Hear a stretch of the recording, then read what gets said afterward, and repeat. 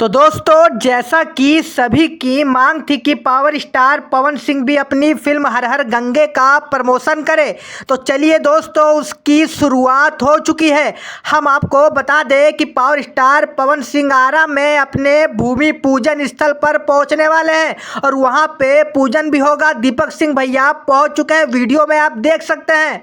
और दोस्तों, power star भी थोड़े ही देर में पहुंचने वाले हैं उस जगह पर। और जैसे ही दोस्तों भूमि पूजन का कार्यक्रम समाप्त होगा, ऐसे ही दोस्तों तुरंत पावर स्टार सीधा आरा के सिनेमा हॉल में जाकर देखेंगे और दर्शकों के बीच अपनी फिल्म हर हर गंगे का प्रमोशन करने वाले हैं अपनी पूरी टीम के साथ। दोस्तों, वीडियो में आप देख सकते हैं कि पूरी टीम के साथ पावर स्टार इस समय बस निकलने ही वाले हैं अपने भूमि पूजन वाले स्थल की ओर। तो दोस्तों, वीडियो को लाइक कर दीजिएगा। मिलते हैं अगले वीडियो में।